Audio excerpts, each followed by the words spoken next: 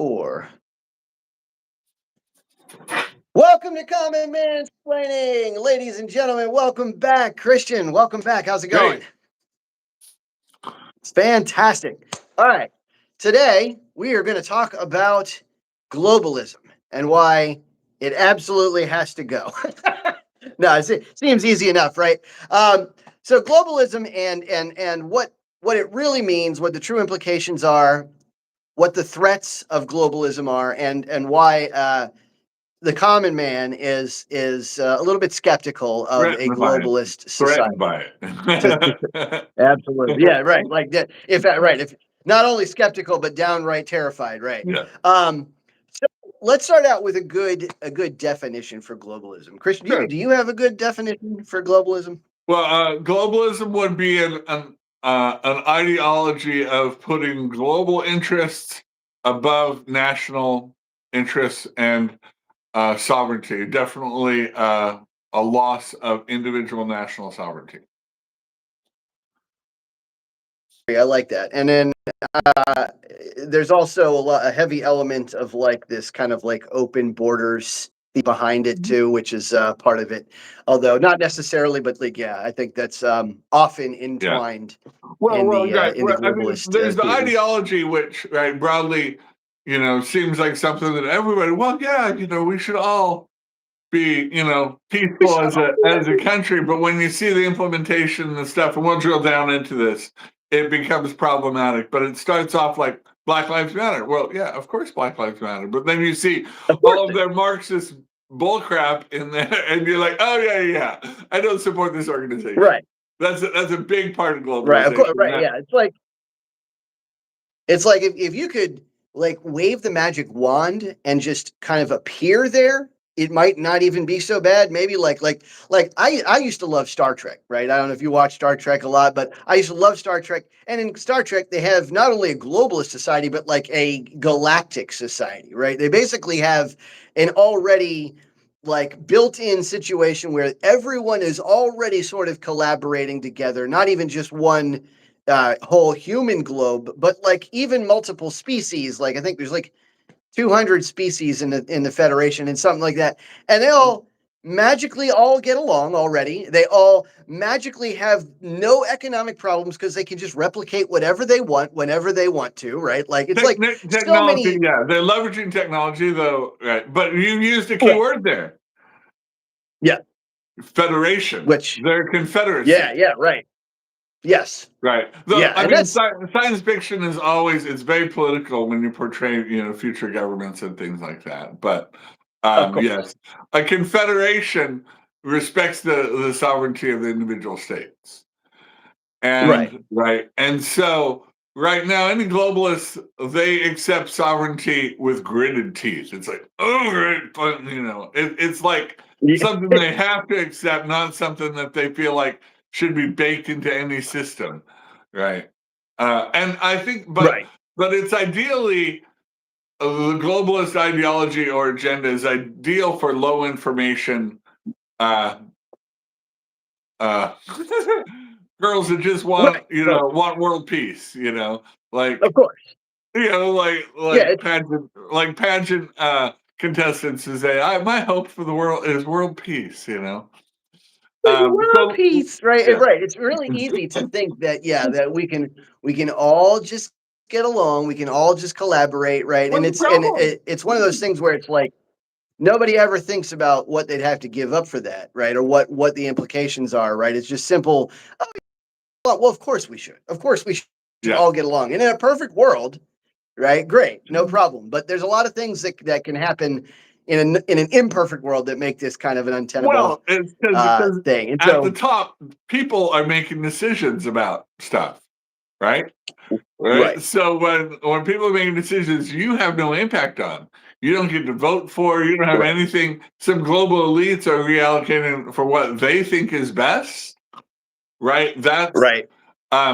That's when it gets to like, we can imagine a perfect world that they're making all the right decisions and everybody loves it. Nobody wants to rebel against that at all. But we're humans. Like, there's no way anybody's going to be like a perfect leader and to have no feedback. Right. People disagree. Yeah.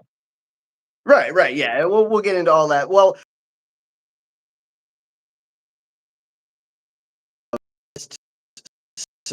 societies. And one thing that I want, one of the earliest examples was the collapse of the Bronze Age, right? Which was largely what the closest thing to what they could have as a globalist society. It was a huge interconnected trade network, right? All these different trade webs, and they were all very, very reliant upon each other, especially for tin, which, by the way, for those of you who are not metallurgists, you need tin for bronze, right? And so there is no Bronze Age without tin, right? So it's like a and of 20%. course, It's like a 20% yeah, to 80% ratio. that's about right. Yeah, and then so you're in a situation where if one leg. Now, of course, it's not the same situation as today because we have different situations, different technology, different systems in place, different ways of securing our trade network, and luckily, America's in control of that largely. But at the time, all it took were two or three little legs falling out due to famine or due to The drought or sea due to peoples. The sea something. peoples. The TV, right? Anything that goes wrong, and then all of a sudden the whole trade network crumbles because they're all super dependent upon each other. And that's one of the key weaknesses of a globalist society is that it makes you super dependent on everyone else, and it maximizes your dependency, minimizes your reliance, your self-reliance, and then before you know it, an issue occurs, and it doesn't necessarily have to be a trade issue. It doesn't have to be it could be a war or some bad actor doing the wrong thing, and then all of us are really vulnerable to that. And so that was one of my big history mansplaining. What do you have any Well, historical context I you was want to? going to focus more on the modern globalist movement, which began Definitely. with Woodrow Wilson, right? After the end of the First World War in his League of That Nations. guy. Now he was very progressive. He was the first progressive Yeah. president who got in because there was a three-way race. Two Republicans split the vote, and he got in. But so he, as the first progressive, uh, advocated for this globalist society, global League of Nations, with a noble aim of helping it stop world wars, because World War I was a horrific mess that didn't really need to happen. Right. And a lot of pride, a lot of stuff that sort of negotiations or like a way to meet, could have maybe solved things, right? But Right. everybody voted that down. The U.S. especially didn't want to participate because we didn't want to get involved in Europe's wars. This is a long time policy Monroe of the Doctrine. United States: is let Europe fight. There are warmongering people. Let's stay out of it. And we went into World War I with great reluctance, and we're saying, all right, let them fight another war. We don't want a part of it. Exactly. So, but with that began, I think that's the beginning of what's now known as the Council on Foreign Affairs. Do you know about the Council on Foreign Affairs? A little, yeah. Yeah. Well, yeah, we do not get invited into it. Basically, if you become a world player or a major power person anywhere in the world, you get invited to join the Council on Foreign Affairs. And it sounds really Yeah. nice. Right. So you have a voice in foreign affairs, but they want to co-opt you and get in. They have this globalist agenda. Now, Of course. World War II, after World War II, right, when that was, they encountered somebody who could not have been dealt with the same way World War I, Hitler, i.e. Hitler, who Right. was not going to be negotiated. They tried all the negotiations and stuff that would have stopped World War I, and he just despised them for it. So World Right. War II happens, and the United States is really the only intact superpower left. I mean, Britain wasn't invaded, but they're decimated, right? Yeah. Yeah. And so to keep maintaining a world order, especially against the very aggressive Russians, everybody turned right that we need to have United Nations, right? It sounds really good. We're Right. united, and as a way to Yeah. talk and stop wars and things like that. With the United States, right? Headquartered here in the United States basically propping the whole thing up, paying for everything, and Yep.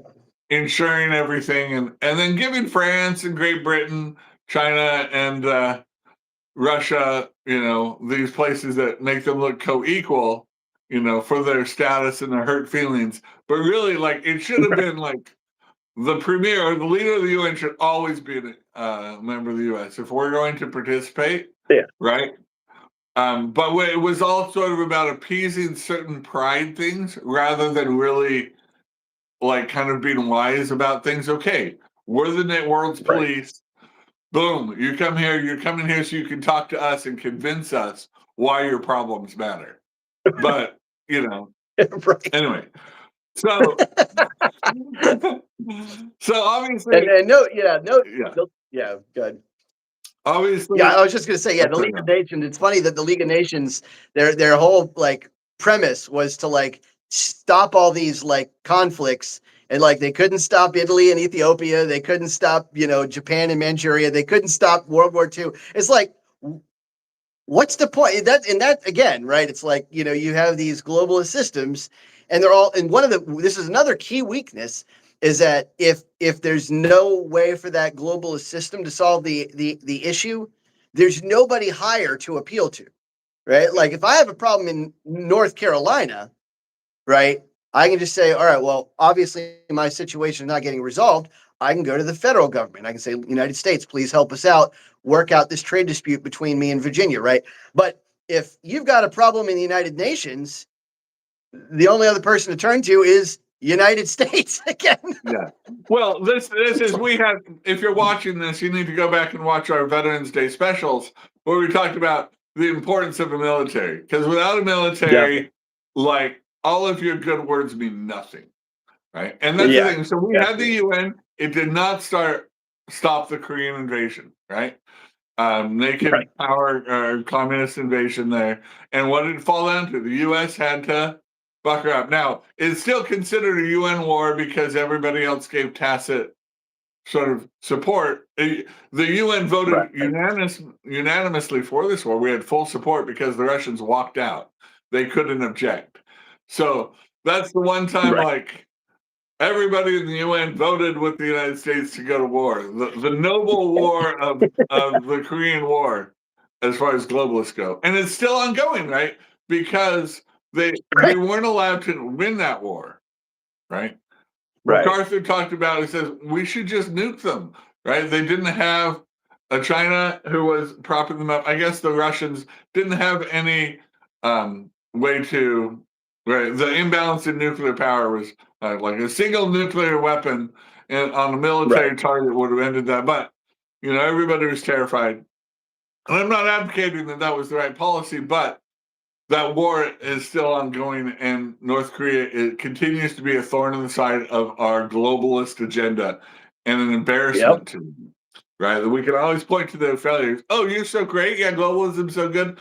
Look at North Korea. You really did a great job there, right? Anyway.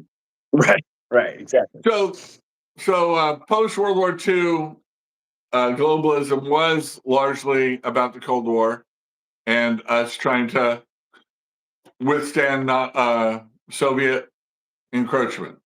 That was we were willing to endure globalism in the United States because of that, right? So whatever both parties kind of supported globalism because of Russia, But now, but with the fall of the end of the Cold War in the early 90s, the case for globalization became much weaker. Right, we started closing our military bases, but Democrats to the left has had this long sort of ideological commitment to it. Like we need to do it because it's good in its own right. It's so wonderful for us to be talking. We're like, we don't have the Soviets. We don't have geopolitical power. Like we can dial this way down, right? But and so you'd have different levels of support, but people started to be skeptical. This was in the 90s when Pat Buchanan, if you remember Pat Buchanan, started his anti-globalism because you started seeing situations where now environment was being talked about, global warming was being talked about a lot on a global level. And NAFTA right? The North American Free Trade Agreement, or the agreements that Donald Trump is trying to roll back. We're sending American jobs overseas to, all of our manufacturing to China as fast as you could build a factory there, get up and Yep. running. And or a factory in Mexico, things like this, where we're happy to decimate American manufacturing. Pat Buchanan and what seen as the far right was the only person saying no, this was bad. Even traditional conservatives were like, hey, if they can produce whatever good it is cheaper than we can produce it here, let them do it, right? And in the Right. short term, right, that everybody looks at the '90s as an era of great prosperity and balanced budgets, and why can't we go back to the '90s? But that was the seeds of but it was Yeah. sort of putting global interest, but as a way they still sold it as not a way of making Mexico and China more wealthy. It was a way of making our goods cheaper, and this was ultimately we could transition into other things. Right. So the evaluations of that are pretty much everybody realizes that strategically we're very vulnerable. Like you're talking about, like the Bronze Age kind of stuff Yep. have left us in that type of vulnerability again.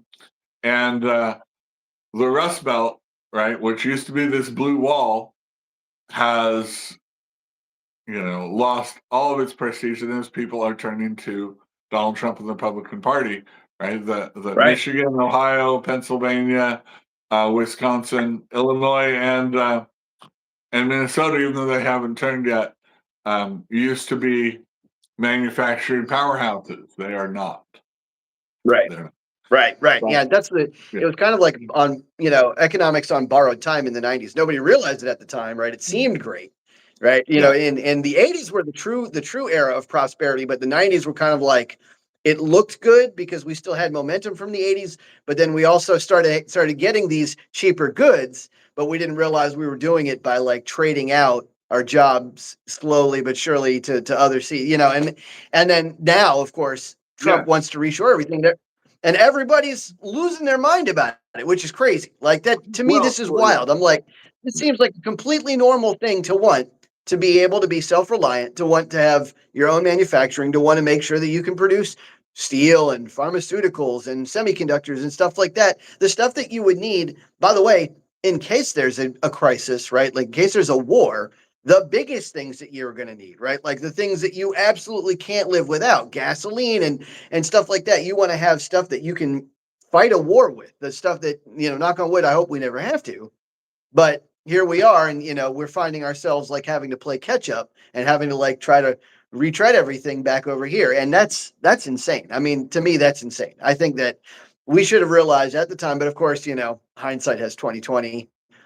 But one of the other big issues is that my biggest gripe is that I worry about rights. I worry about people like the WHO or like the World Economic Forum or something like that creating a decree or a treaty or something that I'm bound by that actually like just fundamentally violates my constitution, right? Like, and they actually tried. Like people laugh at this, but it's like it's been tried several times. Like the right after COVID, the WHO wanted to pass this like pandemic response treaty or whatever, the WHO treaty or whatever.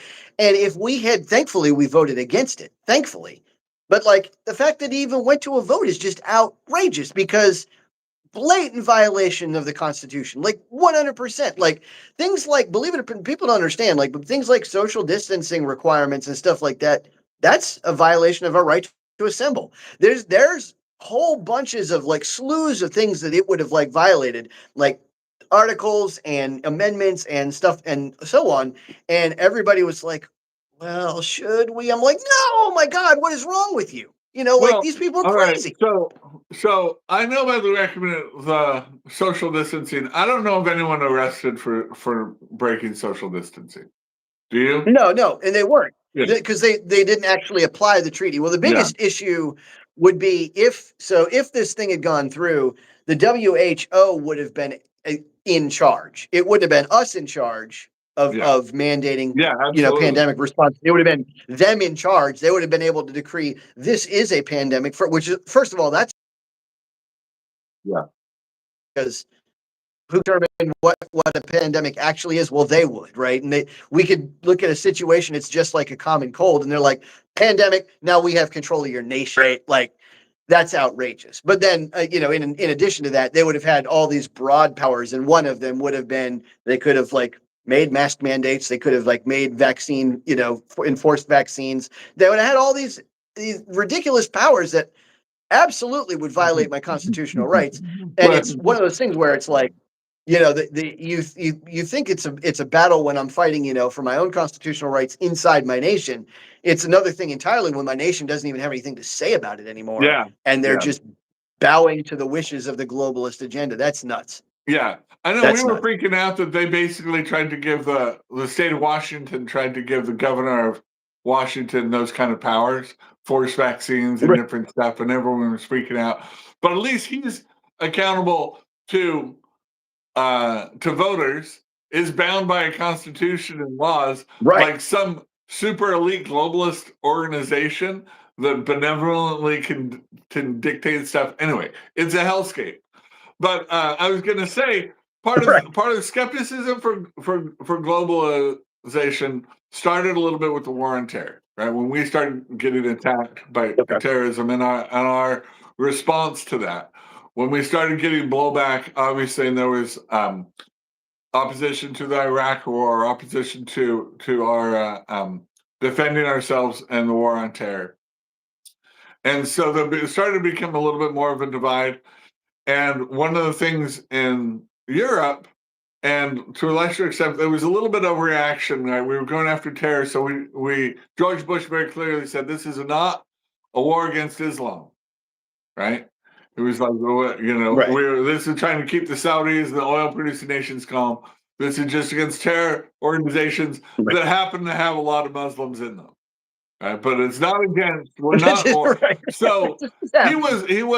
Anybody that was friendly to us in the Middle East or helped out our soldiers we were willing to bring them to the United States, right?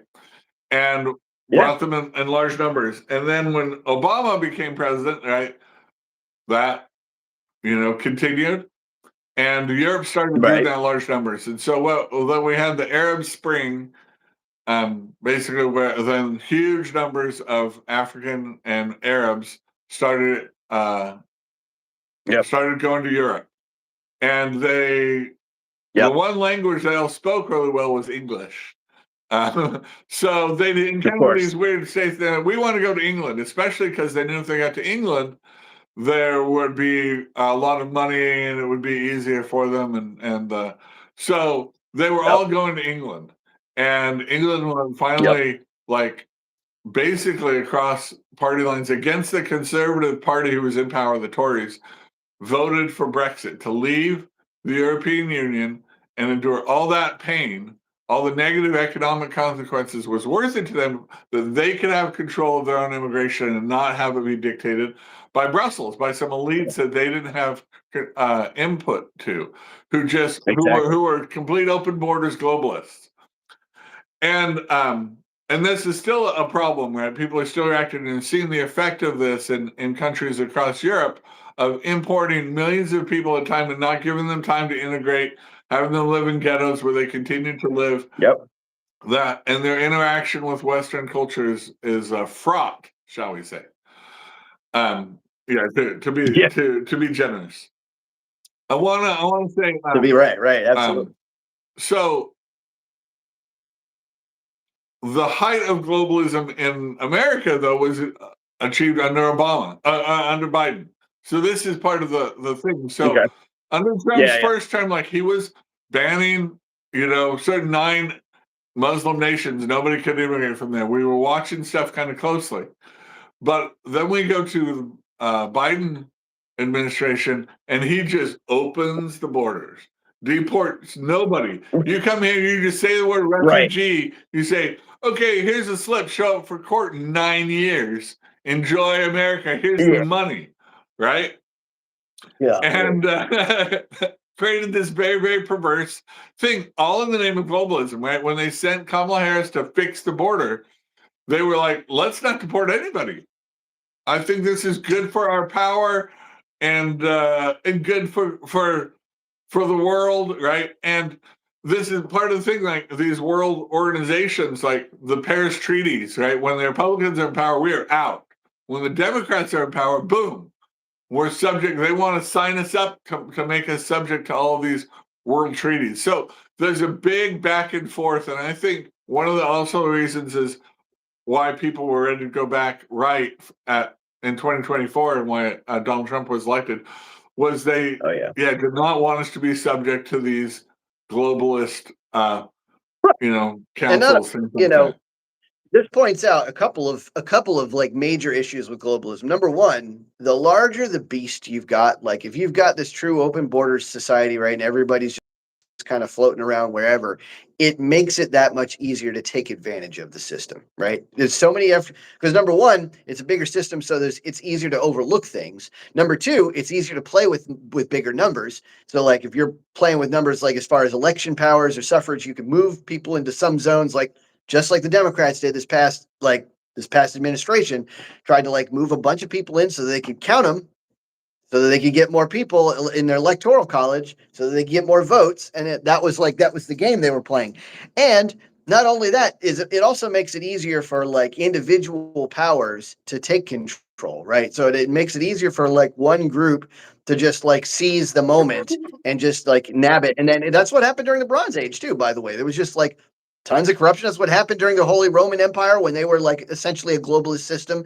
That's what happened, during it basically happens over and over and over again. Anytime that there can be corruption, there will be, basically. And so you have to fight against. Don't care about a global cabal of philosopher kings who think they're high and mightier than them, right? Aren't worried about the day-to-day common man, right? And sovereignty is a hiss and a byword. So and that's another huge issue with it is that concept is like it kind of pushes things into like a technocratic era, basically. Like it merges a lot of different, like globalist systems merge a lot of different things, which one of them is like big pharma, big finance, big tech. Like it merges a lot of these like multinational like cabals. And when you merge all those together, you end up with like rule by the experts, right? You no longer have like elected rulers that are the unit that the government runs off of. Now it's like ruled by the experts, right? Which is what would have happened if the WHO was able to take control over, pandemics. The experts would be running our pandemic response. Same thing will happen in the tech sector. If we get to a certain level, it's going to be like large amounts of like data processing, or AI is going to end up running a lot of like the world, and it'll just be like, well, this is the expert. It's optimized X, Y, and Z for us. Therefore, we should listen to it, right? Or Grok or whatever. AI whoever. doesn't have to worry about being assaulted on the street by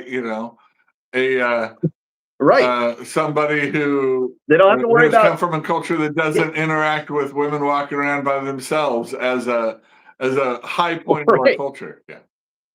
Right. They don't have to worry about getting primaried or not elected in the next event, right? And neither does the WHO, neither does the World Economic Forum, right? And you can't just vote Klaus Schmidt away. So that's the problem, right? That's one of the huge issues with globalization is you end up with are insulated from their decisions, right? Exactly. And they can dictate because they're invincible, right? In a way that's very high-minded and very leftist. But it's this idea that the problems have to be solved at this top-down level. It's very Soviet, rather than local areas dealing with their issues locally in the way that they want to, right? And so I have some spicy takes on hit me on if we're ready for that on let's go. Let's hit it. All right, so let's go. So this is one of my thinking is that why globalists now want open borders and want to, right, is Okay. they're terrified of the third world coming up and achieving a standard of living even close to, say, 1960s United States, right? Where people, every family has a car, refrigerator, central heating and air, Yeah. a home on a quarter acre Right. kind of thing, little lawn that they can mow at. Every home has its castle. They're terrified of that. Terrified. Right. And they say, well, because of the energy needs, right? Part of here in America, we believe in cheap energy, right, and plentiful use of that, and that our electricity and our energy production we should invest a lot in that, and it should be cheap and allows us to have this kind of lifestyle. And Right. so so they feel bad about it. They deliberately kind of want to keep third world countries from coming up. So what they do is their response is they want to support the elites in those countries, even with corruption, to remain wealthy and to kind of suppress or govern those areas, and then have a brain drain, try to take the smartest people who are stuck in these places and bring them to the West because they feel guilty that we don't want to let your country improve and have roads and infrastructure and cheap electricity and stuff. Bring them here to where we have our standard of living, that we can maintain our higher standard of living. And they're doing this. They're using global warming as another way to try to send money to these things that we feel bad for keeping you down. But they're terrified that India, China, um, other parts of Southeast Asia Africa. are going to Yeah. come up. Yeah. Because in our own lifetime, right, Singapore was a malaria-ridden swamp, right, and it is really high standard of living now. Malaysia, right, was also not far Yep. back, and it is coming way up. Indonesia, right, these are large populations. Jakarta was a hellhole. It is not anymore, right? And they're really terrified of the environmental implications, what they say, of all these people, right? Their power, their wealth, their education. They're going to want to. They don't want to be ruled. Right now, Asia especially has had a mindset to let elites rule them because it was kind of the Chinese model for so long that there was peasants Yeah. and the wise Confucian people were benevolent rulers, kind of thing like that. And but that as they get more educated, they get more wealthy, they get own property. That sort of spell is going to be broken. They're going to be less likely to accept rule by elites, right? They're going to want input. They're going to want So popular sovereignty, things like that. yeah. So you think you think H-1B visas is one of those modules to Yeah, like brain drain? Is that yeah. what you think, or is that It is a brain drain. Now, okay? India, yeah, we definitely want to take the best people, right? Because India, and I've been to India, all right, and I've seen that there are parts where they're shining buildings, but then those buildings are surrounded by walls with armed guards because the streets are chaos, right? Dogs and Yeah, cows right. walking in the streets and stuff. But they're really terrifying. And any city that does well, like I went to Bangalore, has has millions of people that just migrate there. It's sort of what would look like if we had open borders, right? Where nobody can stop them because it's inside a Yeah, country, right? it's like Like Joe if we didn't Biden have, right, if we didn't have anybody stopping us, like how many 5 million people would move to Austin, Texas tomorrow, right? And no city can keep up to that and keep up with that kind of growth rate. Bangalore had 5 million people move there in 5 years, right? So and so they're is continually one of the overrun. is one of the other. So I'm guessing one of the other primary vehicles here is environmental world, like global warming, terror theory? Is that it? So like, because I guess you would use that to, I mean, that's the biggest war on energy right now, right? So it keeps all these third world nations from industrializing, right? It's like, yeah, they don't you want to can't, give them cheap energy, right? And finally, India was so fed yeah, up with it, they're willing to buy cheap energy from Russia. They're like, they know Russia's right, being a jerk with Ukraine, but they're like, we want to improve our standard of living for our millions and upon millions, 500, to upwards of 1 billion people, right? Because as India industrializes and their right, infant mortality goes down, things like that. There's they know that area is going to explode, and to have that many people living a standard of living that we should want for them.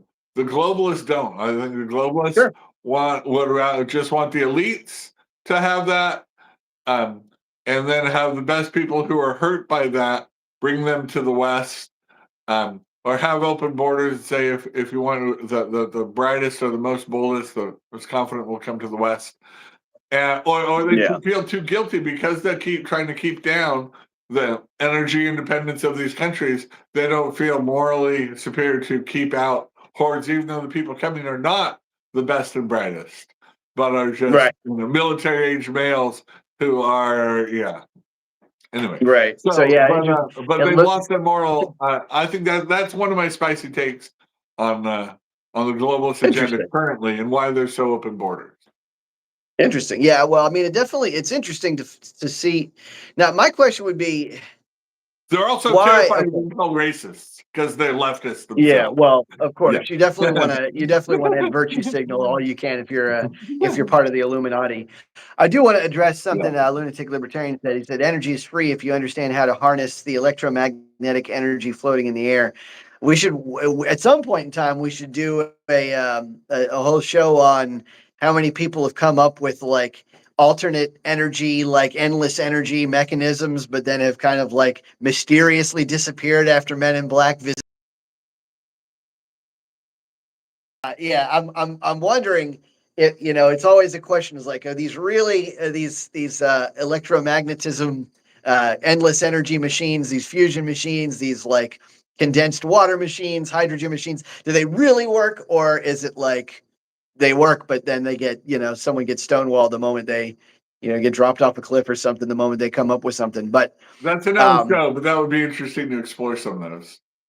yeah, I one know day. Joe But anyway, Rogan so likes to do that. He had a guy yeah, in who created a car with a diesel engine that wasn't groundbreaking technology, but got 100 right, miles 100 miles per gallon and good performance. Like, it was fun to drive, and it was good right, looking car.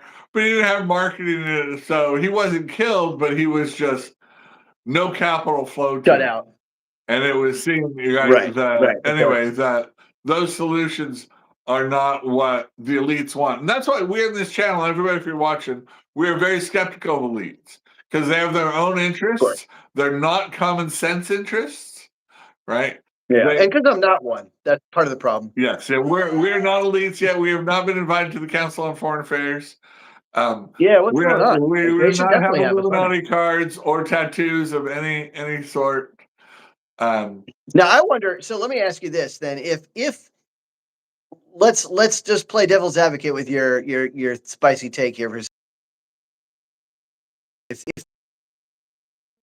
elites want to keep like third world nations third world, what's the true? I mean, because they don't really have any problem with their wealth. These globalist elites, like they're not hurting, right? Like, do you think is there a negative impact for these nations having to come up? Do they immediately turn? Does it automatically like level the playing field for a lot of those guys in power? I don't know that it would. I think Well, they would just. they lose cheap labor, right? One of the things we see in America is that technology is cheap, labor is expensive, right? And so having access to cheap labor is a big part of it.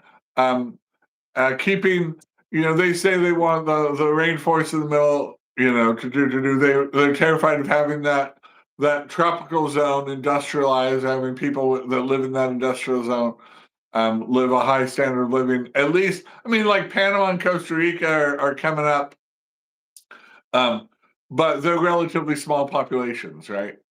So, all right, we can handle 3 million Panamanians living American style standard of living, but 1 billion Indians, 500 million Bangladeshi, Burmans, and Thai, 1.5 billion Chinese has been right. Everybody decries all the pollution in China, right? That's the one story we get. Yeah. The one negative that the left will report on China is how all the air quality stuff that for everything that they cut, like how efficient a factory is in Norway or Sweden, right? Whatever greenhouse gases that factory in Sweden produces in a year, China will produce in an 8-hour shift, right? Yeah. But China Yeah. sees, cheap energy and plentiful energy, right? They have lots of power plants, so they make sure Right. if they're going to have growth and they want to increase the standard of living, which is the way the communist power stays in power, is bringing prosperity.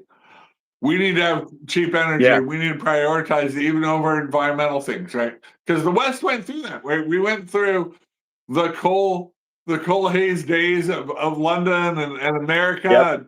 and all that. Now we're sitting here on, on our thrones because we've got nuclear, natural gas plants, hydroelectric, solar panels all Yep. over the place. But we had to go through a coal period, Right. but we do not want other nations to go through that coal period, right? And I guess. right, and Yeah. because of the feeling is that was going to negatively impact Europe, though, like and here's So one here. thing. Well, environmentally, so I don't know if you knew this, but this is more people die in Europe every year from heat in the Yeah. summer than guns in Yep. America by a factor of like Yep. 5. They don't. Yep. They're terrified And of putting air conditioning in Europe, having cold air too, by the way. conditioning be as ubiquitous as it is here in the U.S. And they freeze to They're death. willing to live with 175,000 heat-related deaths That's preventable with insane. air conditioning because of Yeah. energy, right? Things like this. They say what we need to do instead of installing air conditioning, let's we want to See this? drop global temperatures. This is where Bill Gates is finally waking up to. It says, look, Yeah. whatever we're doing, let's just install air conditioning, keep people from dying. Let's improve people's quality of life and not get so bent out of Right. shape about slowing This a is 1/10 of this, 1% degree or something. So, this is my right. This is my biggest yeah. argument against the global environmental elites, right? The ones that are pushing this climate change nonsense. It's not that the climate change isn't changing, it's that why should we trade the lives of literally millions of people on Earth today for the chance at millions of people's lives in the future, right? It just does not make any sense. The math just isn't there, right? Like we should just never ever make that trade, right? People are dying today to heat or to, cold or exposure, and we have a way to stop that now. But of course, that you might be right. You might be onto something. There might be something to do with maintaining this imbalance, this economic imbalance. Maybe there's part of that. But all right, you ready for one of my Yes. spicy Yeah, take? give All me a right. spicy take. So I think a globalist system can work, Oh, but only if it's all America, right? Like if we take over the rest of the world, I think we'll just be fine. I think only if it's American, only if we do it in a decentralized way. I don't think it'll work if we turn it into what most globalist systems have turned into, which is strong central power, and which I mean, because it would just be accentuated. However bad our central government is right now, if it's a world government and it's us and it's centralized, that would just be that much worse. But if we can decentralize and make sure that everyone is like China's still China, but they're under American supervision, India is still India, but they're under American supervision, so on and so on. I think we can make it work. But that's the only. as long as people respected, as long as the government saw the government, the Constitution as a limiting principle, Right. And then countries Right. joined us. I mean, this is what we had talked about way back when, is that Donald Trump have this idea of neo-imperialism, i.e., if growing America like Greenland or Mexico or Central America or whatever, Canada, if they choose to join us, like, we can absorb them, right? We can fade them in. They'd have to choose us and submit to our constitution, but our constitution does limit what the government can do. Well, their constitutions manifestly do not. The government basically is all powerful. So, I think that the thing is that ultimately right now there's a lot of national pride, like Canadians, like, were insulted by Donald Trump's insinuation. But the idea of, okay, if I join America, we get a cap, a limit on what government will do, with a long precedent of Supreme Court things that limit the government's ability to suppress my free speech and my assembly and all these things. That's if Canada is ever going to join us, it's because the government will just push things too far. We'll just take too much, and they need a limit. Like, I hope that's the reason they do, because right now, like, it seems like, I don't know, it's almost like the other way around. They're running scared of that kind of freedom, right? Like, every time someone presents that kind of freedom, I know Trump isn't necessarily the best spokesperson, but it's still, like, it seems like every opportunity they've had to, like, try to take a little bit of that freedom back, they're like, let's go in the other direction. It's like, they follow Great Britain, right? They are, they were the Tories, they were the things.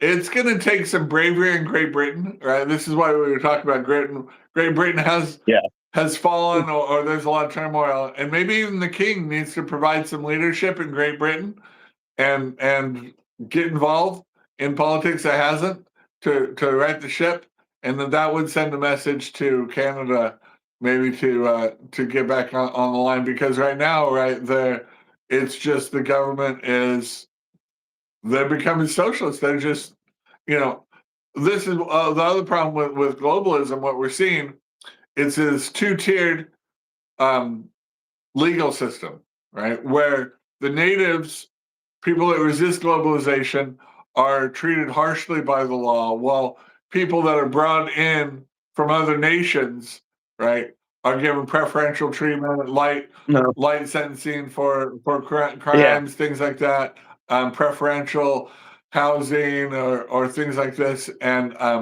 really kind of soft pedaled, while the native, right, population are held to a higher standard, harsher standard. And this is creating such resentment. It will lead to violence, I think. Right now, they're trying to do it, but it's happening here. But Ireland, right, despite all of their objections, elected a very far leftist. Or even they had a battle when they had center right political leadership. Now they've got a leftist who's completely open borders. So we're going to see. It's sort of like when Great Britain turned to Keir Starmer, thinking like, okay, he can't be that bad, right? They've seen he's really, really bad, right? The Tories weren't great. The Tories were very easily manipulated if you called them racists. But the Keir Starmer Labour Party is worse, and just nakedly elitist and globalist in his whole worldview. Yeah, but it's happening here too in America. Like, you can see it every day with the whole, like, ICE officers being attacked for enforcing the law instead of illegal aliens being forced to follow that law. Like, that's outrageous, right? That's a two-tiered system of justice right there. And nobody, like, I guess nobody pays attention.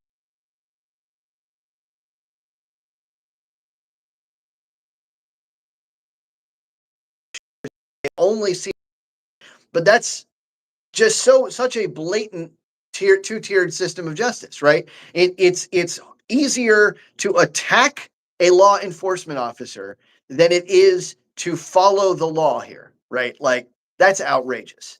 That's just outrageous. And that's like, I guess I would hope that that's not innate to globalism, but I think it is, right? That, like, we've just seen it over and over and over again, that I have to wonder. I don't know enough about like anthropology to know why that keeps happening, but I just see that it keeps happening over and over Well, again, like in a Ireland big and part of Britain. globalization, and we've just seen this in Europe, and this is why it's a warning to us, is just government's power creep, right? Governments every year take a little bit more, create a new community, a new thing, and they get closer and closer to they're bigger and bigger part of the economy. They take more and more power, and and there's no constitutional limit to that or cap to that. And it's sold. So many people have been taught in schools and things like that. Government's the answer, or these are trust our noble elites. No government too big or too small. Yeah. Nothing too big or too small for government. So Mondami, did I send that to you? The right? Yeah. That change in philosophy, right? That people are embracing that the government should be involved in everything. Nothing's too big, nothing's too small. And that's very un-American. And really, people are going to see that it's bad for their sovereignty, and they're going to end up, right? The goal is having essentially a Soviet-style elite committee at the top making decisions on things, and the only ones that will have the only ones that have had the guts to stand up to it are Poland and Hungary right now. Britain tried a little bit, but then they caved. Right. And they're called racist and prize, and they're going to be persecuted. They're going to be treated like Russia, right? For just trying to defend their way of life and saying no thank you to mass migration of populations that do not share their culture and do not want peace, do not want to integrate.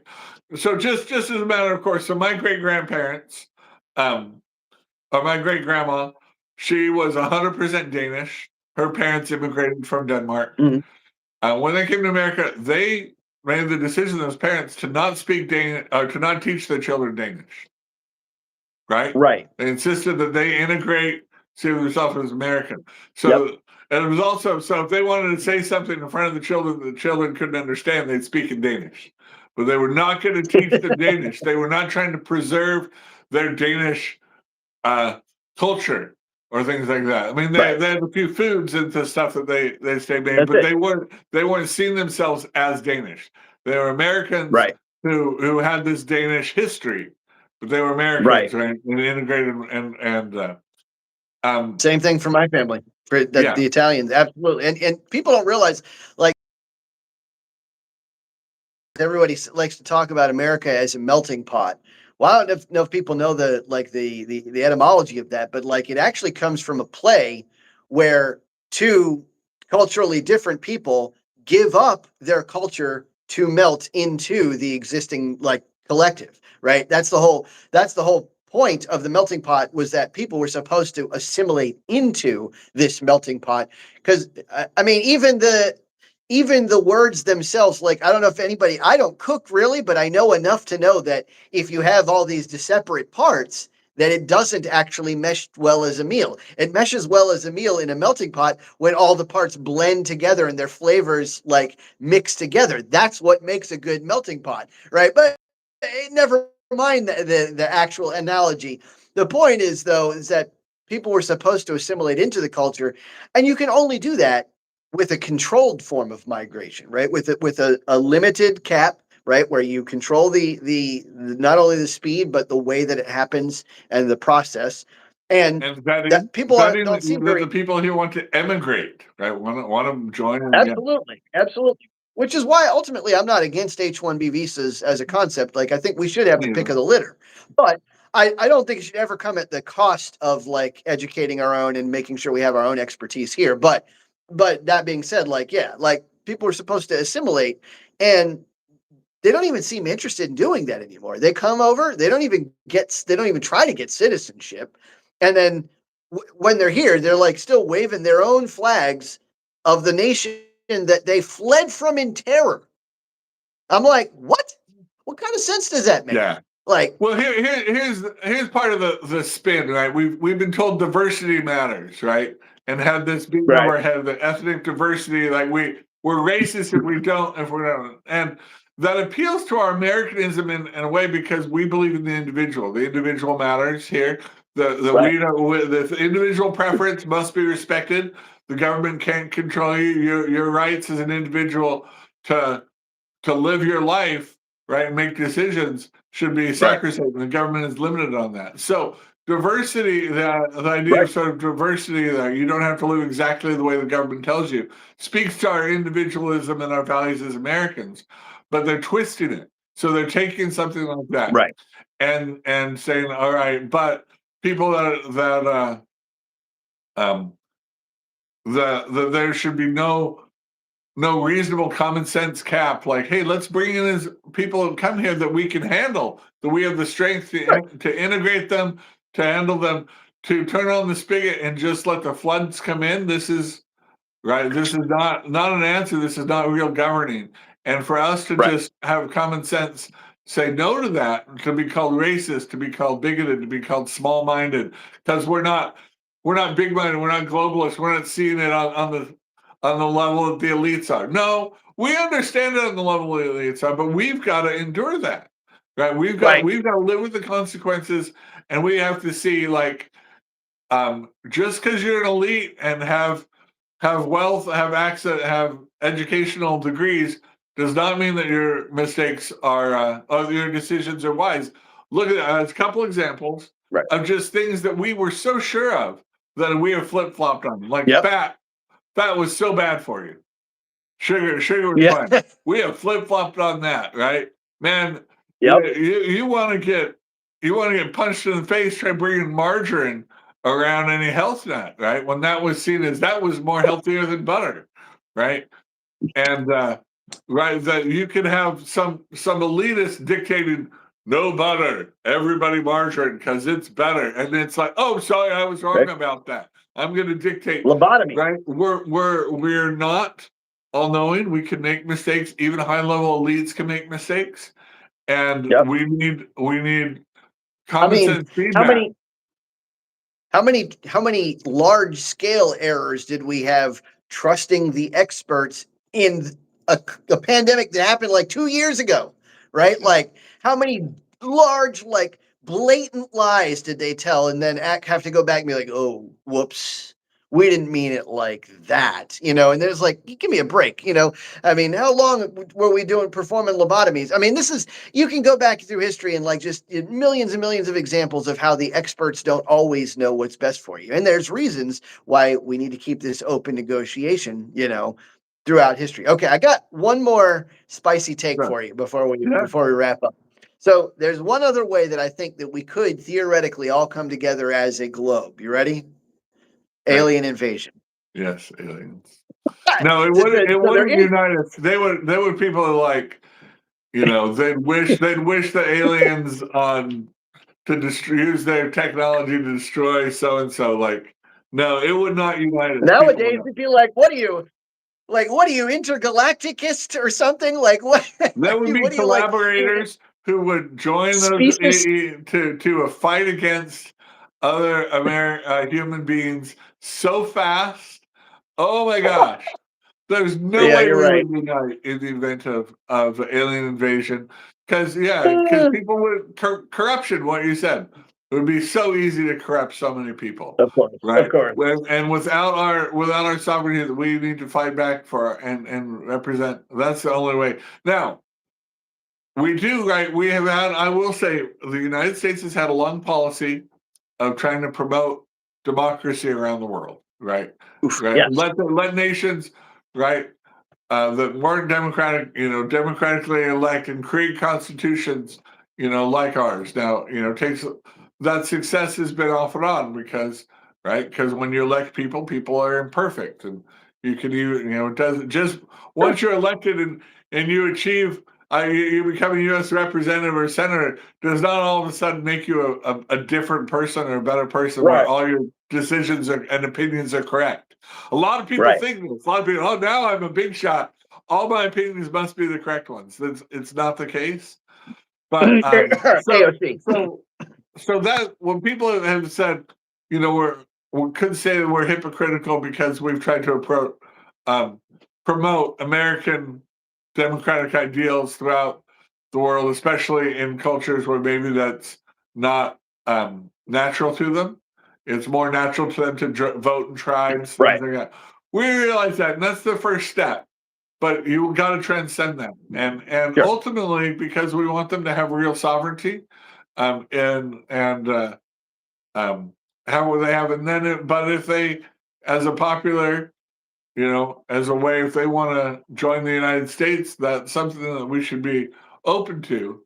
I don't think nobody right now wants to submit to it because our taxes are so high, and because they're nervous of the left, taking over. Right, a Democrat can become president. I don't know. You know, sounds good now, but you know, having it open is the way.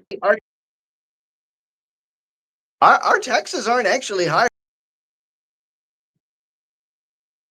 Not have. We're about. We definitely could do better. We could definitely have lower taxes, obviously. But that being said, I mean, like we're I don't know. I think the biggest fear that everyone has is that they'd have to give up their culture, right? That they would be sacrificing their culture. And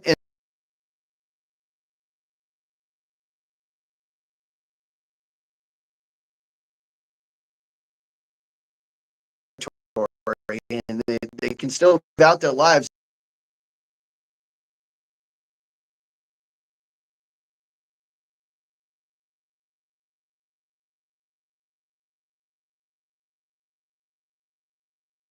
And I don't know, maybe that's something they don't want. They're but already being, I mean, that's just being they're already being protected by the United States military. So no changes there. Yeah, right. So that's part of the other problem too, and this is one of the biggest issues. And the last thing I'm going to say before we wrap up, but one of the other biggest issues is that a lot of these nations